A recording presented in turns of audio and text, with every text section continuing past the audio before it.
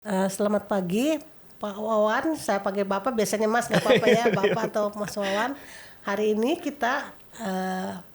pemirsa kita kedatangan eh, Bapak Wawan Rustiawan, seorang peneliti di Pertamina, bidangnya katalis. Sebelum jauh ke sana, persilakan Mas Wawan ceritakan biodatanya, mulai dari sekolah, terus pengalaman kerja, silakan. Ya, baik Bu. Terima kasih Bu Yana. Assalamualaikum warahmatullahi wabarakatuh. Waalaikumsalam warahmatullahi wabarakatuh. Sebenarnya saya sekolah biasa ya, jadi dari kampung sebenarnya sekolahnya Bu. Saya orang kampung juga gitu. Kemudian menempuh pendidikan S1 saya di Semarang di Teknik Kimia Universitas Diponegoro. Kemudian sudah melanjutkan studi di S2 di Teknik Kimia ITB. Terakhir masih belajar dan juga masih berjuang untuk melanjutkan S3 ya Bu di ITB gitu. Tapi alhamdulillah dalam segala pendidikan itu yang saya targetkan adalah kualitas Bu.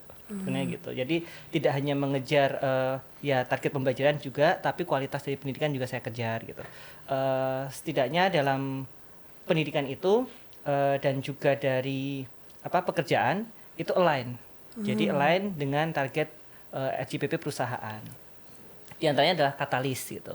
Nah, memang saya mengawali karir sebagai engineer gitu. Engineer, kemudian jadi S1 di Undip Bu ya, dari di Teknik Kimia. teknik kimia. Iya, betul Bu. Jadi engineer, kemudian beralih ke spesialis gitu ya. Oh. Jadi dulu karena di engineer suka ngulik, jadi suka ke spesialis gitu. Di spesialis. Alhamdulillah sampai sekarang masih di bidang spesialis katalis gitu Bu. Nah, fokusnya adalah ke hydroprocessing, proses development dan juga adsorbent Bu. Jadi sekarang merambah ke adsorbent juga gitu. Nah, di yang saat ini yang dikerjakan kebanyakan adalah untuk mendukung. Sebentar. Iya Bu. Tadi juga sekarang itu sedang lanjut S3 sebagai kandidat ya. Jadi kandidat S3 bidangnya Katalis juga katalis Bu. juga ya. Iya. Jadi align Bu dari Align. S2, S3 align katalis semua. Iya. Gitu. Jadi sekolahnya katalis terus Bu. Katalis terus sekolahnya ya. Iya, betul Bu, begitu. Kalau di bidang di Pertamina sendiri, katalis yang saya bidangi terutama adalah di bidang hydroprocessing. Hydroprocessing ya. Jadi yang melibatkan proses-proses berkatalis dengan mereaksikan hidrogen di dalamnya bersama dengan katalis terhadap umpan gitu.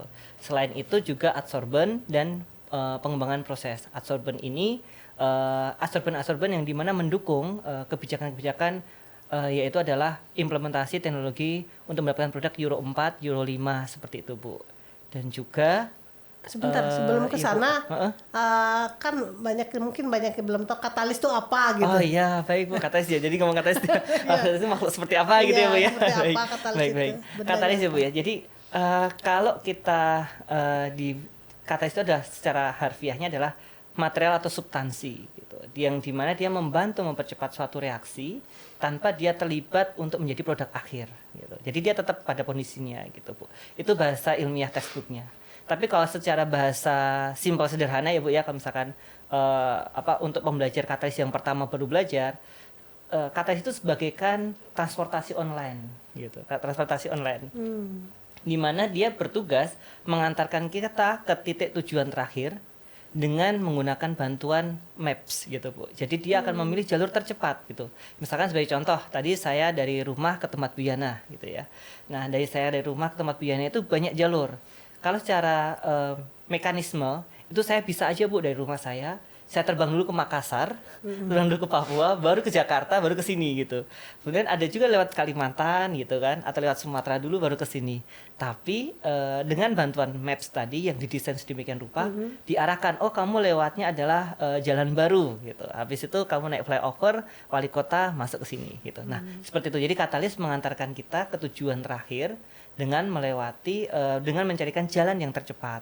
Nah, setelah sampai di sini, maka dia akan kembali lagi dengan nggak ikut sama saya Bu terus-terusan. Nah, seperti itu. Katalis itu seperti itu simbolnya Bu, estimate as that gitu. Seperti itu. Yang saya tahu lebih simpel lagi, dulu tuh katalis itu benda untuk mempercepat reaksi tapi tidak ikut bereaksi di akhir, betul Bu, seperti itu. Tapi Iya. diterangkan lebih jelas dalam. Betul, betul Bu. Jadi kadang itu kan masih kayaknya pembelajaran katalis itu banyak ya Bu ya, dari kita mulai perkuliahan, dari studi bahkan SMA pun ada katalis gitu kan, reaksi katalis itu ada gitu. Nah tapi kan kita mengambang gitu, katalis itu seperti apa bentuknya. Nah katalis itu ada macam-macam ya Bu, ada yang katalisnya tipenya berdasarkan fasenya, fase reaksi ya Bu ya, fase reaktan itu ada yang heterogen, ada juga yang homogen gitu Bu. Nah heterogen ini beda fase antara reaktannya dengan katalis yang berbeda fase. Kalau homogen sama gitu. Nah keduanya ini memang dibutuhkan, karena memang kalau kita tahu Fritz Haber-Bosch Bu, penemu katalis pertama tahun 1906 kalau nggak salah, saya ingat tahunnya ya Bu ya. Dia menemukan katalis untuk membuat urea. Waktu itu ada amonia, amonia ya, maksudnya untuk amonia itu dia menggunakan katalis besi gitu. Jadi orang selalu berpikir apa sih gitu kan katalis tadi ya Bu ya. Terus bentuknya kayak apa gitu kan. Kalau tadi kan teoritik gitu ya. Jadi bentuknya itu bisa macam-macam katalis itu. Tergantung kebutuhan di dalam prosesnya gitu. Nah, tahun 1906 sekarang udah tahun 2026 Bu. Sekitar udah berapa ratus ya? Sekitar sudah 200 tahunan ya Bu ya. 200 hampir 100 ya, betul. Hampir 200 tahun Bu. Dan kita harus mengembangkan itu sekarang gitu. Nah, jadi ilmunya sudah pasti udah ilmu yang mature gitu Bu, seperti itu. Terkait katalis. Tadi apa tadi, adsorben juga ya? Adsorben Bu, betul. Ya. Adsorben. Bedanya kalau adsorben ini dia menyerapnya di permukaan Bu. Kalau katalis tadi kan di permukaan juga gitu, terus kemudian dia melakukan disopsi. Nah, adsorben di sini dia lebih ke penyerap. Jadi dia tidak boleh mendesopsi, itu yang dilarang. Jadi ibaratnya setengah jalan reaksi dari katalis. Nah, itulah disebut adsorben. Nah, adsorben ini penting juga karena banyak industri-industri yang menggunakan gitu Bu. Sebagai contoh, misalkan kita mau menurunkan produk gasolin gitu ya, yang memiliki masih ada beberapa sulfur, supaya oktan numbernya nggak turun Bu. Nah ini uniknya Bu. Jadi ada sulfur tertentu di dalam gasolin ya Bu ya, di bensin gitu harus diturunkan, tapi kalau dihidrogenasi dengan katalis dia malah turun oktan numbernya gitu, karena ada saturasi di situ. Nah sehingga kalau kita turun oktan number ini kan parameter kunci kalau kita beli gasolin ya Bu ya. Jadi tidak boleh turun. Caranya gimana? Ya kita tangkap saja. Tapi penangkapan ini oleh adsorben. Kalau kayak katalis ya nanti akan ada reaksi gitu Bu. Nah, adsorben ini menangkap gitu. Baik itu bisa juga untuk menangkap yang lainnya juga, logam dan yang lainnya. Misalkan di upstream ya Bu ya. Itu untuk menangkap merkuri, menangkap moisture, menangkap COS dan yang lainnya itu bisa dilakukan gitu Bu. Dari kita kembali ke background tadi, pengalaman bekerja tadi, pengalaman setelah sekolah tadi, pengalaman bekerja di Pertamina, ya. Seperti apa? Ya, baik Bu. Alhamdulillah. Saya setidaknya sudah tahun ini ya Bu ya, 14 tahun Bu di Pertamina. Nggak terasa ya Bu ya. Saya masih awal waktu itu dididik para guru-guru saya, termasuk Bu Yana, guru saya gitu kan. Mengawali karir gitu jadi laboratori Bu. Saya dulu laboratorium ya Bu ya. Jadi sebelum di peneliti saya adalah bekerja fokus di laboratori gitu. Di laboratori sekitar 6 tahun Bu saya Bu, fokus di laboratorium. Baru setelah di 6 tahun, sekarang berarti 2014 tahun, berarti 8 tahun berikutnya itu saya di peneliti, di spesialis gitu. Jadi pondasinya waktu itu memang goalnya adalah sebelum masuk ke peneliti harus punya kompetensi basic gitu. Nah saya masih ingat itu dididik sama Bu Yana, Bu Zarah, Pak Tontor dan kawan-kawan itu, kompetensinya harus dikuatkan dulu sebelum jadi peneliti. Karena peneliti nanti harus membuat ide-ide baru gitu Bu ya. Nah jadi kompetensinya dikuatkan dulu. Nah di lab ini selama 6 tahun berpindah Bu dari laboratorium ya Bu ya, tidak hanya di satu laboratorium, berpindah dari laboratorium waktu itu adalah laboratorium crude feedstock and fuel. Dia fokus ke pengolahan minyak bumi, kualitas produk, bahan bakar seperti itu, dan kondensat juga dan gas gitu. Setelah menguasai di situ sekitar hampir 2 tahun, dimutasi ke bagian petrochemical Bu. Nah disinilah saya mulai related dengan risetnya Bu Yana ya Bu ya, di petrochemical, di pelumas, kemudian wax ya Bu, kemudian TDAE. Nah di situ 2 tahun Bu. Setelah itu saya dimutasi lagi ke katalis dan sampai hari ini saya di katalis Bu. Seperti itu. Untuk katalis ini sekarang yang sudah di riset katalis apa saja dan sudah sampai mana. Kan saya mendengarnya udah ada yang dipatenkan juga gitu. Silakan biar lebih jelas lagi. Oh ya, baik Bu. Untuk katalis alhamdulillah sudah sangat banyak ya Bu ya. Baik, pertama dulu kita bersinergi bersama, berkolaborasi menghasilkan nafta hidrotreating yang pertama, nafta hidrotreating ya. Jadi cikal bakal penelitian katalis ini kan awalnya nafta hidrotreating ya Bu ya. Nah, sekarang nafta hidrotreating sudah ada berbagai grade Bu. Dulu ada namanya HS yang standar grade gitu kan. Sekarang kita sudah punya HQ, high quality grade, dan SQ, super quality grade. Nah, perbedaannya adalah bagaimana mendesain katalisnya. Nah, kemudian nafta hidrotreating, nafta pun sekarang yang terbaru adalah ultra low sulfur nafta, ultra low sulfur nafta ULSN gitu.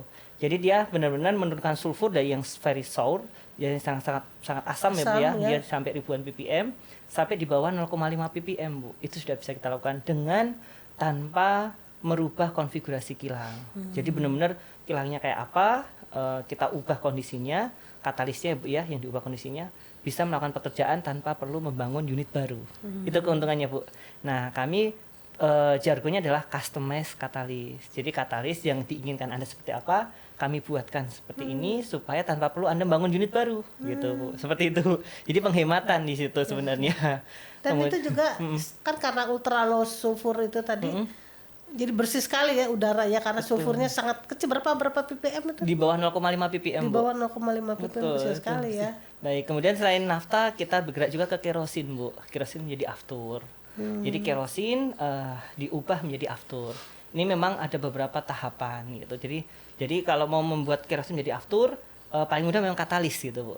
Tapi katalis yang diharapkan adalah temperaturnya jauh di bawah gitu Bu. Jadi misalkan temperatur normalis di sekitar 300 derajat Celcius, kita bikin katalis yang lebih aktif di mana temperaturnya 240 derajat Celcius sudah menghasilkan aftur gitu Bu. Jadi penurunan temperaturnya jauh untuk pengoperasional. Jadi lebih mudah digunakan dan juga lebih murah biayanya gitu Bu. Itu juga di kerosin sudah berhasil.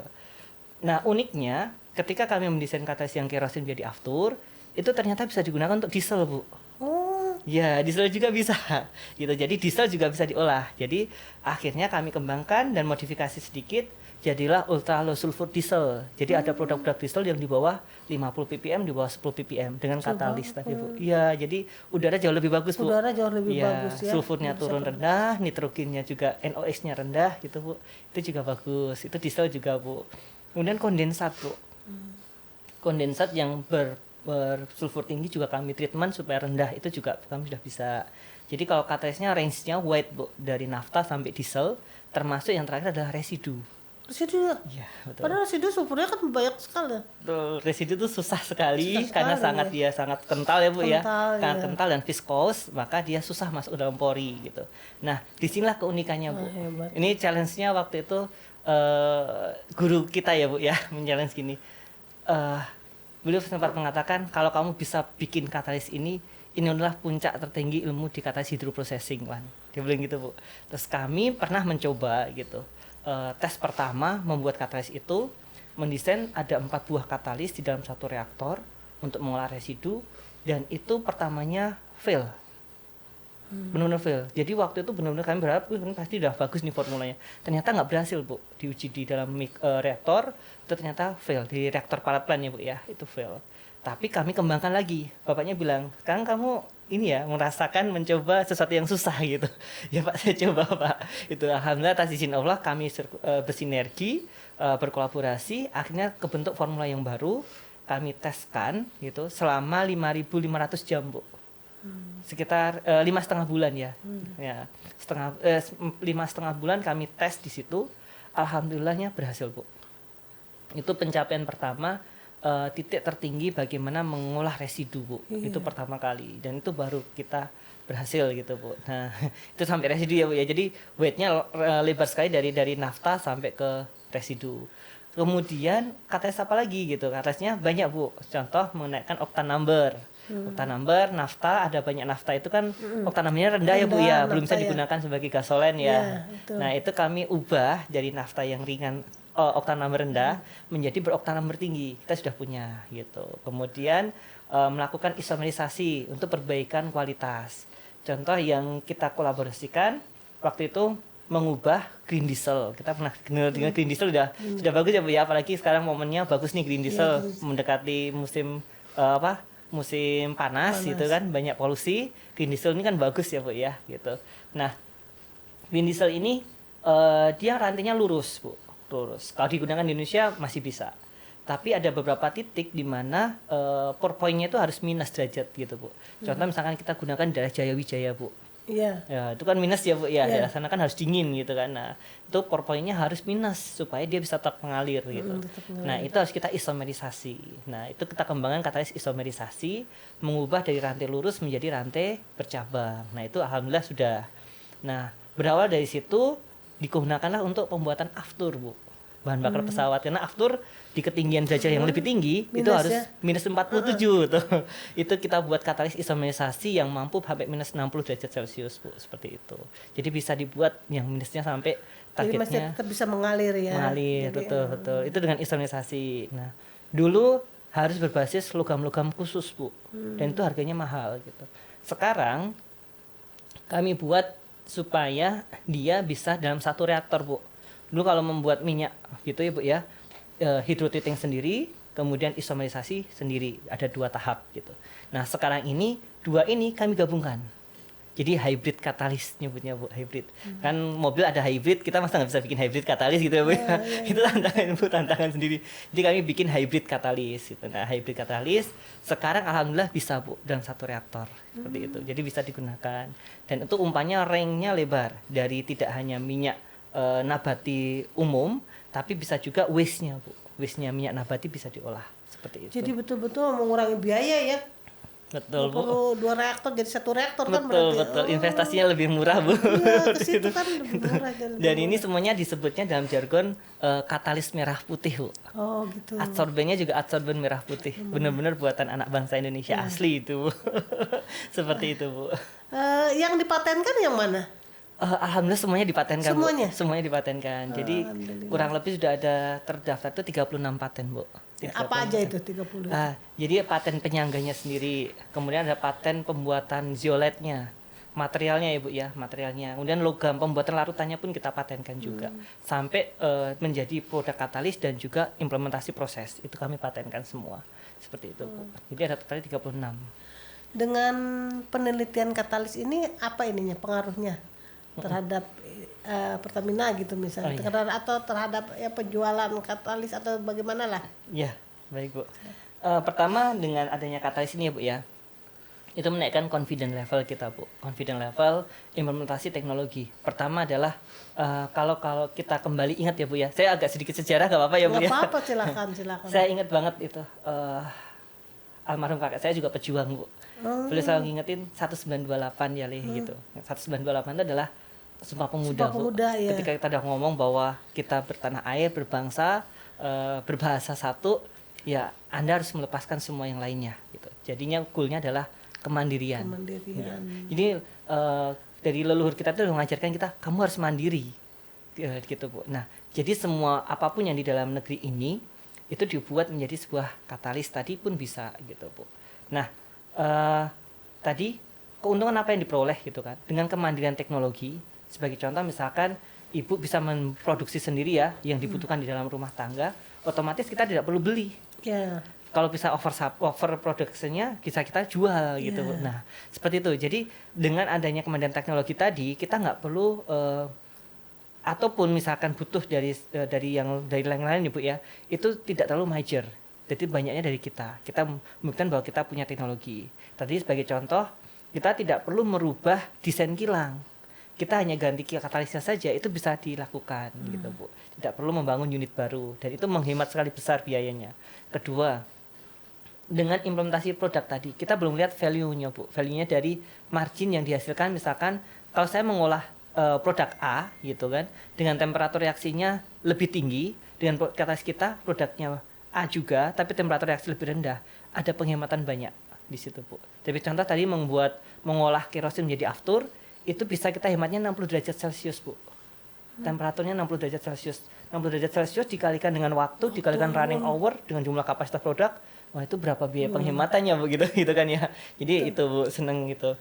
Yang ketiga adalah dengan implementasi teknologi ini diharapkan itu teman-teman yang lain gitu itu juga tersemangati. Oh, bisa nih katalis kita dalam negeri aja bisa gitu. Peneliti-peneliti di Indonesia ini kan cukup banyak ya Bu ya. Saya berharap itu semuanya bersemangat bersinergi gitu. Nah, karena bersemangat bersinergi ini maka alhamdulillah kita punya namanya Katalis Sinergi Indonesia Bu. Oh, jadi kita udah mulai ya. Betul. Indonesia mulai membuat Katalis sendiri gitu. Katalis Sinergi Indonesia ini namanya juga sinergi ya Bu ya. Ini dari Sumpah Pemuda tadi Bu 1928, makanya namanya sinergi gitu. Jadi baik dari perguruan tinggi manapun, lembaga riset manapun, maupun dari peneliti manapun itu bisa berkolaborasi di situ bersama-sama menghasilkan produk yang bisa kita implementasikan. Tapi mengikuti kaidah-kaidah yang sudah kita persyaratkan gitu ya Bu ya. Sebagai contoh lulus uji karakterisasi, lulus uji kinerja, kemudian worth it untuk di scale up menjadi komersial scale gitu Bu. Nah itu bisa. Nah itu nanti semuanya bisa diproduksi di Katalis Sinergi Indonesia. Jadi dari manapun bisa Bu di situ. Itu sangat terbuka sekali gitu Bu. Jadi manfaatnya sangat banyak Bu dengan keberhasilan ini gitu. Kalau ini dengan harga bagaimana? Kan atau constraint apa sebenarnya kalau kita sampai membuat Indonesia bisa membuat pabrik katalis itu? Ya. Kalau boleh saya mengutip ya Bu ya. Di pengukuhannya Profesor Subagio ya Bu ya. Itu 95% katalis kita itu impor Bu. Oh. Ya, hanya 5% saja itu yang baru dipenuhi dalam negeri. Nah, bayangin aja Bu, 5% aja sudah banyak gitu kan. Dan peneliti kita sebenarnya kalau di industri memang nggak banyak ya Bu ya, orangnya terbatas gitu di industri. Tapi kan peneliti di tempat lain kan banyak, perguruan tinggi dan yang lainnya. Nah, 95% ini harapan kita mulai geser sedikit-sedikit gitu Bu. Bisa diambil dibuat dalam negeri gitu. Nah, ini makanya butuh peneliti-peneliti yang lain tadi Bu, seperti itu. Jadi kalau semuanya itu bisa diambil, berapa besar keuntungan negara ini gitu Bu, dari segi mengurangi biaya impor. Kemudian dari segi ketergantungan teknologi dari luar. Nah, itu besar. Karena kan hampir banyak teknologi itu kita beli dari luar gitu Bu, seperti itu. Jadi kalau misalnya di sendiri ya luar biasa hebatnya gitu Bu, seperti itu.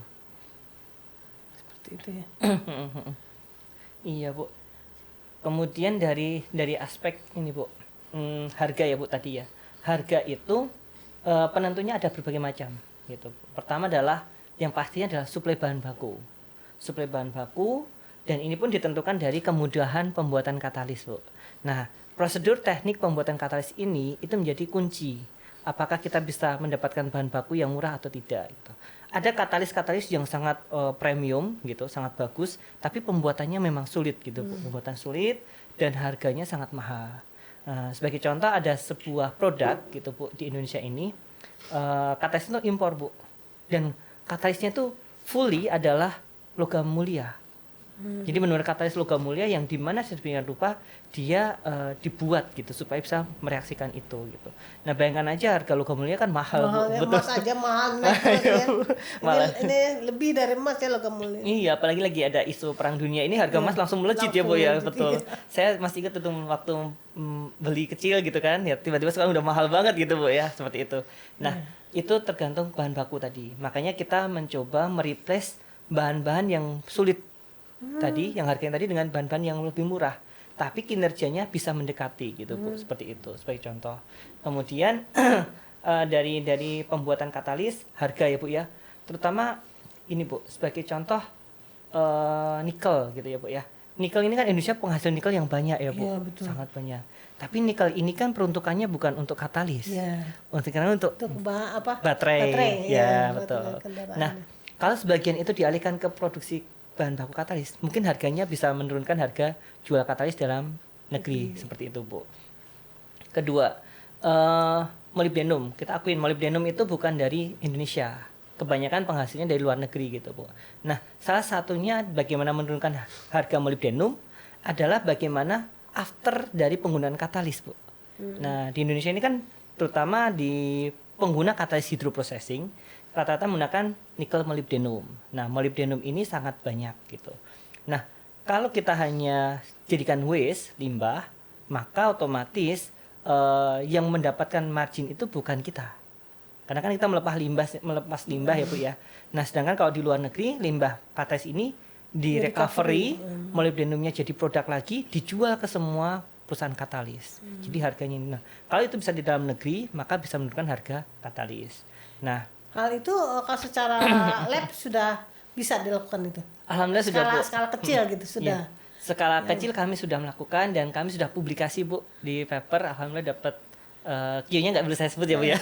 Tapi kami sudah mempublish bahwa kita bisa melakukan gitu. Kemampuan recovery-nya cukup tinggi gitu, Bu, sangat tinggi gitu, seperti itu. Dan itu pun kami gunakan pengembangan proses. Pengembangan proses adalah kita kembangkan prosesnya supaya pengambilan ini tidak membutuhkan banyak energi. Kan ada, Bu, pengambilan itu yang butuh panas yang tinggi, butuh banyak multiple agent gitu kan. Nah, ini hanya menggunakan sesuatu yang sederhana dan bisa dilakukan di Indonesia gitu. Harapannya ini bisa terimplementasi sehingga bisa membantu menurunkan harga katalis tadi, Bu. Nah, karena kita tahu molybdenum dari luar ya, Bu ya, bukan dari Indonesia. Nikel kita punya gitu, molybdenum belum gitu. Nah, kemudian alumina, Bu. Alumina kan juga grade-nya untuk katalis ini berbeda gitu. Grade-nya katalis itu berbeda. Alumina ada yang grade untuk perusahaan-perusahaan untuk logam ya, Bu ya. Ada juga yang grade untuk katalis. Nah, grade Tapi katalis ini aluminium sendiri kita punya ya Indonesia ya. Indonesia punya. Kalau itu diarahkan menjadi grade-nya untuk katalis, itu bisa. Apalagi untuk adsorben, Bu. Nah, adsorben ini kan gede juga konsumsinya. Perbedaannya kalau katalis ini kan penggantiannya adalah periode ganti katalis ke ganti katalis gitu ya, Bu ya. Nah, kalau adsorben ini biasanya cuma 6 bulan, 3 bulan, 1 tahun itu udah ganti. Jadi lebih cepat penggantiannya. Kalau katalis bisa 4 tahun. Bahkan katalis kami pernah kami hitung, Bu, lifetime-nya menggunakan simulasi dan yang lainnya, itu yang harusnya untuk mengolah umpan A gitu ya, Bu ya. Itu lifetime-nya bisa sampai 15 tahun, Bu. Jadi nanti saya mau pensiun baru ganti katalis. itu gitu. Jadi lama sekali gitu mau ganti katalisnya gitu. Nah, jadi alumina banyak di Indonesia, Bu. Kalau kita punya kesempatan ya, Bu ya, itu bisa kita rubah sedemikian rupa menjadi target-target tadi untuk adsorben maupun katalis, Bu. Seperti itu. Mulai dari penelitian sampai produksi di aplikasi kan banyak tahap gitu. Apa kira-kira di tahap mana bisa melibatkan pihak perguruan tinggi atau lembaga riset gitu, supaya kita bersama-sama tadi sinergi gitu, tidak semuanya dilakukan oleh industri. Ya, baik, Bu. Kita tahu ya, Bu ya, bahwa kalau industri itu kan maunya langsung yang field test jam ya, Bu ya. TRL-nya mungkin di atas 6 gitu ya, 5-6 ke atas gitu ya. Perguruan tinggi ini penting untuk membangun fundamental, Bu. Fundamental riset yang berbasis fundamental itu bisa dikerjakan oleh perguruan tinggi, lembaga riset. Sampai TRL 6 mungkin ya? Iya, jadi masih dari 1 sampai 6 itu masih bisa gitu. Tapi kalau udah 6 ke atas itu udah komersial ranahnya. Nah, itu benar-benar harus biasanya udah ada hitungan keekonomian dan yang lainnya seperti itu, Bu. Jadi di awal-awal ini malah bisa sinerginya banyak gitu, Bu. Dari menemukan material baru atau teknologi baru, metode baru. Nah, ini di awal-awal bisa seperti itu, Bu. Nah, yang kalau tadi pengimplementasi katalis, Bu, di kami ada beberapa guidance untuk implementasi. Jadi pertama itu harus lolos dulu tahapannya seperti formulasi.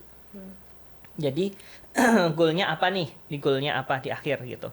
Nah, itu tahapan awal itu kita akan studi literasi. Kemudian kita mencari apa sih mekanisme-mekanisme yang akan terjadi di dalamnya. Kemudian kita berhipotesis, Bu.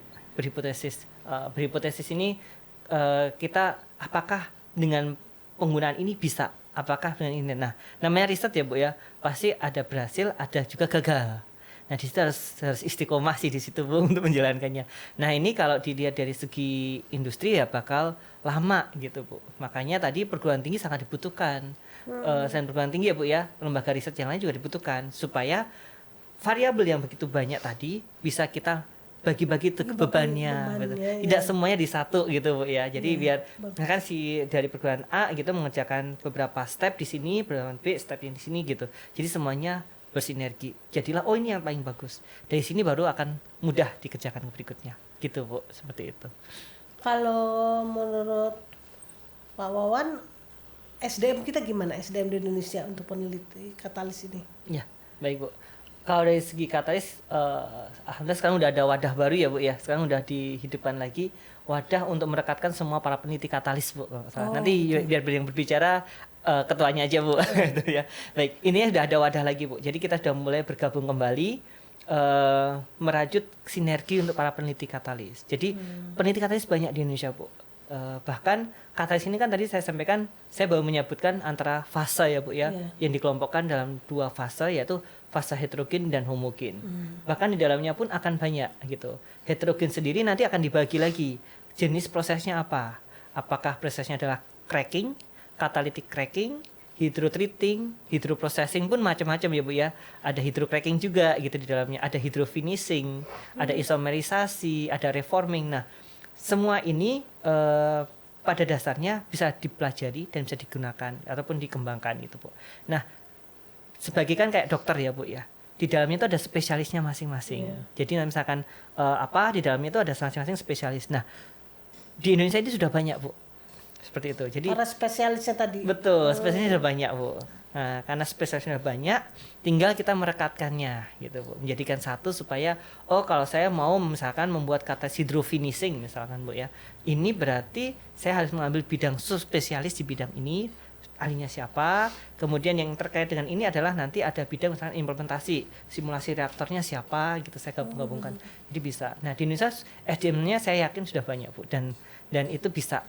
Tinggal wadah tadi bagaimana misalkan saya butuh pengembangan katalis untuk pembuatan misalkan adalah tadi gasolin ya Bu ya. Bidang-bidang orang-orang yang tadi membidangi saya tinggal tarik gitu, gabungan di situ. Atau misalnya saya mau bikin ultra low sulfur diesel tadi Bu ya. Saya tinggal tarik yang ahlinya bidang hydroprocessing. Ada yang reaksinya organik dan anorganik, saya tarik di situ. Nah, kita bareng-bareng di situ. Itu bisa Bu. Jadi kalau secara SDM Indonesia ini luar biasa banyak peneliti-penelitinya. Banyak ya. Banyak Bu. Cukup banyak lah ya gitu. Kalau peralatannya sendiri untuk tahap ya mulai dari skala kecil sampai pilot, mungkin demo gitu itu belum ada. Ya, kalau atau harapannya seperti harapannya Bu ya, baik. Kalau peralatan ya Bu ya, memang kami akui saat ini kita menggunakan riset ini kan ya apa yang ada kita optimalkan sedemikian rupa gitu Bu. Kalau sampai mencari titik yang sangat kecil, sebagai contoh kita mau lihat molekularnya, nah itu memang peralatan-peralatan itu belum ada gitu Bu. Sampai molekular detail ya Bu ya, itu belum ada, bukan berarti tidak ada ya Bu ya, sedang ada pengadaan atau yang lainnya gitu. Bahkan di kami pun, kami berusaha mengadakan alat-alat itu Bu. Nah, tapi di perguruan tinggi yang saya tahu ada beberapa yang sudah mulai membeli peralatan-peralatan itu. Jadi kita bisa kolaborasi ke sana. Sebagai contoh, saya misalkan membuat katalis berbasis molybdenum gitu ya Bu ya. Nah, molybdenumnya ini bentuknya apa? Apakah molybdenum oxide 1 atau molybdenum oxide 3 atau molybdenum oxide 6 atau 9 gitu. Nah, itu kan tidak bisa dibaca dengan alat SRD saat ini gitu. Jadi perlu ada alat yang lain. Nah, alat yang lain ini saya pernah mencari relasi untuk pengujian Bu.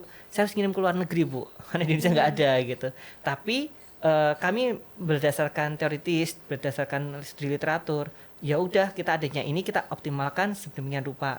Kalau nanti tipikalnya seperti yang kita goalkan, maka kita tidak perlu menguji alat ini gitu, karena kita nggak ada alatnya Bu gitu.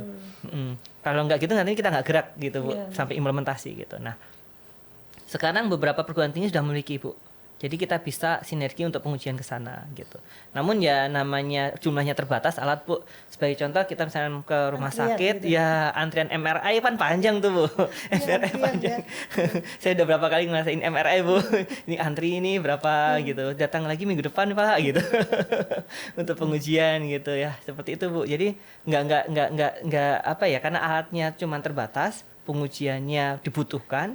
Jadi antrinya panjang gitu Bu, seperti itu. Iya, soalnya begini, untuk pengujian di industri itu pasti harus melalui itu kan demo dulu kan, tidak dari betul. Pilot langsung ke itu ke pabrik kan. Betul, ya, betul. Itu kan yang mungkin jadi halangan juga ya. Seperti itu. Jadi ya kita demo plan juga belum punya ya. Iya, demo plan ya Bu ya. Demo plan ini sebenarnya atau bisa loncat dari mulai pilot langsung bisa ke industri gitu. Pada saat ini seperti itu Bu memang ya. Tapi kalau tahapan yang bagusnya memang melewati demo plan ya Bu ya. Jadi setelah kita skala mikro kemudian kita skala micro lab, kemudian kita ke pilot plan, baru ke demo plan, baru ke commercial plan. Nah, demo plan ini kadang kita jam gitu Bu. Kita langsung ke skala komersial. Iya.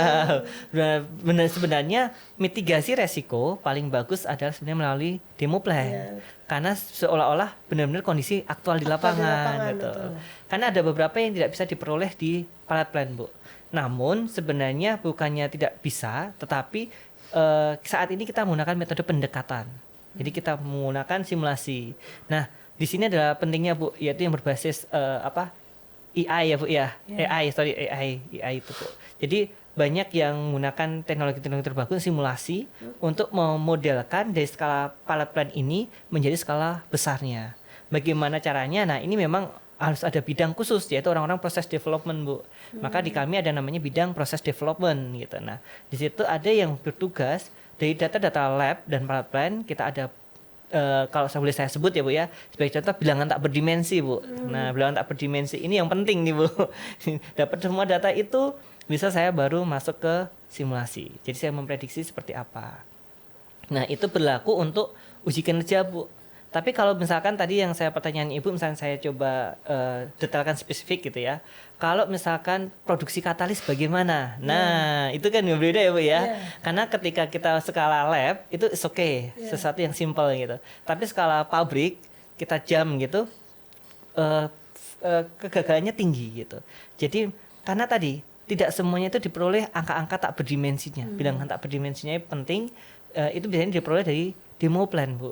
Jadi kita harus punya data demo plan, bagaimana membuatkan bilangan tak berdimensi itu lengkap sedemikian rupa sehingga kita bisa langsung scale up ke komersial. Ini Bu, yang jadi kita ujung-ujungnya mendekati gitu, mendekati. Sekarang pertanyaan saya gini, kan dengan kesulitannya tadi, tapi kan ada ya katalis yang telah dibuat mulai dari sekali lab, tapi sudah dicoba gitu di kilang ya, di pabrik gitu.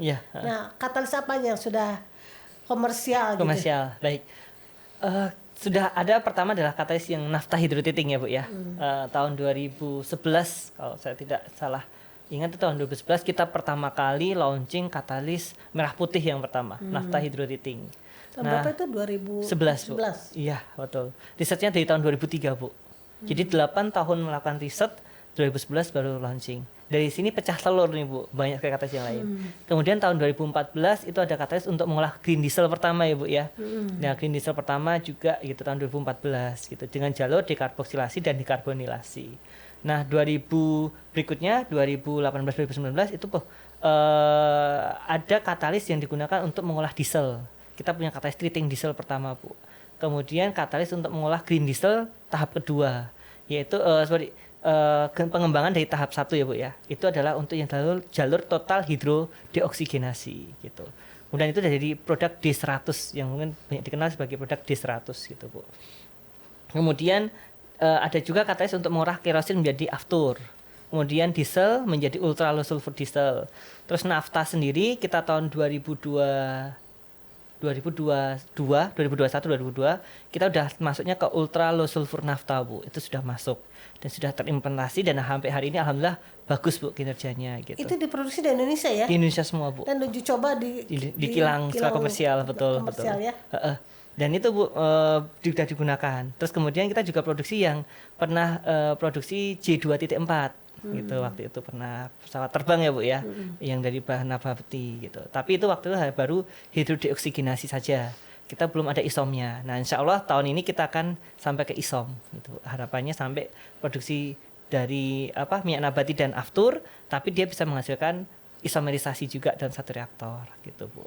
Kemudian harapannya ya tadi Bu, banyak katalis yang lain yang sudah ngantri gitu, yang sudah siap untuk go ke komersial gitu Bu, seperti itu.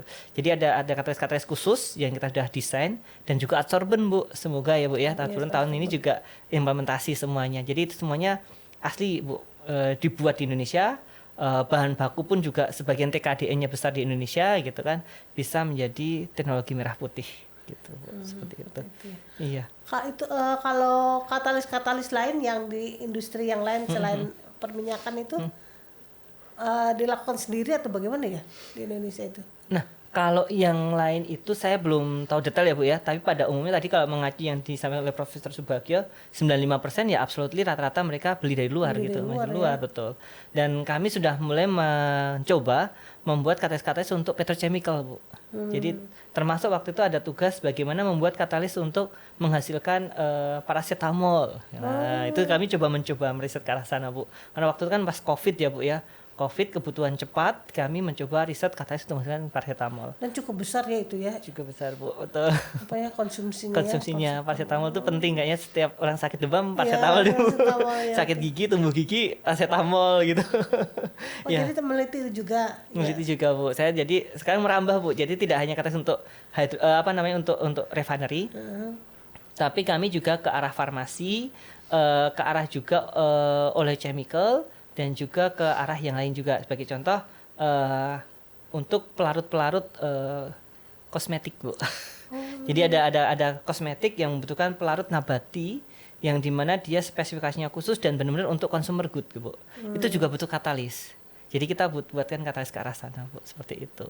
Nah tadi masalahnya adalah kebutuhannya itu tidak terlalu besar, tapi nilainya tinggi Bu. Iya, karena kan ya, kita tahu ya Bu ya, produk-produk kosmetik sekarang kan terkenal nih Bu, harganya mahal gitu. Zat aktif ini aja gitu ya Bu ya, itu 1 gram sekian puluh juta gitu harganya, mahal gitu Bu. Nah itu akhirnya kita membuat katalisnya Bu, membuat katalis untuk bisa menghasilkan zat-zat aktif tadi itu gitu. Nah itu bisa Bu digunakan untuk membuat, tapi butuh tadi demo plan Bu. Karena kan untuk mencapai produksi skala tadi kan nggak mungkin pilot plan ya Bu ya, harus pada demo plan. Nah makanya butuh demo plan juga Bu, untuk membuktikan bahwa apa yang kita buat ini ketika skalanya mau nanti komersial, komersialnya ini ada komersialnya ada 2 ya Bu ya, komersial industri dalam artian digunakan untuk industri yang dikonsumsi besar-besaran. Ada juga yang industrinya kecil tapi nilainya tinggi. Nah, tadi demo plan itu penting di situ, Bu. Iya, betul. Seperti itu. Ya, mudah-mudahan didengar. Mungkin kalau untuk demo plan skalanya nasional ya. Seperti di Eropa itu kan cuma ada demo plan 1, tapi yang pakai dari beberapa negara di Eropa seperti itu gitu. Betul, mungkin Bu, Indonesia betul. juga seperti itu mungkin ya. Iya, betul, Bu. Itu contoh yang di Eropa ya, Bu ya. Ada juga di tetangga jauh kita punya tetangga juga punya kayak itu, kayak di Korea kan mereka juga punya, Bu. Iya, punya, tapi yang makanya kan banyak gitu Banyak, ya. Banyak betul, perusahaan gitu betul. kan. Nah, Kalau kita bisa menggunakan itu untuk produksi bahan-bahan yang high value ya Bu ya, meskipun low capacity tapi high value, Iya. kenapa tidak gitu kan? Atau yang yang kita demo plan ini menjadi basic untuk pembuatan teknologi kita sendiri. Ya mungkin ya Bu ya, saya nggak tahu apakah di zaman era saya atau mungkin setelah saya pensiun ya Bu ya, kita punya membangun kilang sendiri tapi teknologinya fully punya kita sendiri gitu Bu. itu ya. Iya betul. Seperti itu Bu harapannya. Harapannya itu ya. Jadi bikin kilang tapi teknologinya sendiri gitu Sendiri ya. gitu Bu, itu. Tapi harganya tetap kompetitif ya Bu ya. Ekonomis dan kompetitif itu yang saya harapkan bisa seperti itu Bu. Kira-kira yang ini aja strategi apa bisa ya ini aja ya kita bicara strategi apa bisa untuk bisa diwujudkan hal seperti itu. Iya, baik Bu. Pertama tadi kita kalau kita punya goal yang besar ya Bu ya, misalkan kita punya kilang merah putih, maksudnya kilang merah putih ini adalah kilang yang buatan kita sendiri ya Bu ya, teknologi kita sendiri. Ya pertama adalah kompetensi personilnya dan yang lainnya Bu. Kompetensi dulu Bu. Tadi kalau di bidang katalisis sudah mulai jago, itu udah bagus. Prosesnya, ya, prosesnya belum gitu ya. Gitu. Nanti kita punya ahli-ahli bidangnya masing-masing. Contoh ahli kompresor. Iya. Ahli-ahli proses, ahli proses, engineering company, betul Bu. Nah itu ahli-ahlinya kita ada di situ, semuanya kolaborasi gitu. Saya jadi ingat waktu dulu masih belajar gitu Bu, waktu masih S2 ya Bu ya. Itu setiap saya membuat katalis, kemudian dapat data kinetik, nanti yang mengerjakan simulasinya itu teman-teman di bidang proses gitu. Jadi dari situ bisa kita membuat desain miniatur ya Bu ya, kecilnya untuk membuat suatu pabrik gitu. Jadi dari data kita yang lab, kita fokus di lab dan katalisnya, yang teman-teman simulasi membuat desainnya, kemudian teknik ekonomik gitu dan kewajaran ekonomi Bu. Jadi semuanya komplit paketnya gitu Bu. Setelah paketnya komplit, termasuk safety Bu. Harus ada ahli safety-nya juga di situ. Nanti kalau mengimplementasi safety-nya bagaimana nih gitu. Misalkan ada emergency apa-apa semuanya sudah terpikirkan gitu. Nah baru itu bisa kita Bu. Nah, tadi katalis kita udah oke. Proses saya juga yakin banyak kok Bu yang ahli proses Bu. Hanya perlu dipertajam saja atau mungkin banyak diberikan latihan-latihan gitu, tune in terhadap satu project gitu. Baru tadi yang teknomik dan yang lainnya. Nah, itu bisa Bu seperti itu. Nah, itu kalau kita buat kayak rencana jangka pekerjaan gitu ya Bu ya, kita bisa misalkan 5 tahun pertama itu apa, 5 tahun kedua apa gitu. Jadi kita gabung. Jadi kita target goal misalkan 2040 gitu ya Bu ya. Kita punya kilang pertama seperti itu Bu, seperti itu. Itu hanya harapan ya Bu ya. Gitu sih Bu. Demikianlah perbincangan sangat menarik ya. demikianlah bincang-bincang kita bicara iptek dengan Dr. Wawan Belum Bu, masih belajar Bu. Masih kandidat Bu. Ya, betul. Sangat menarik. Semoga pembicaraan kita ini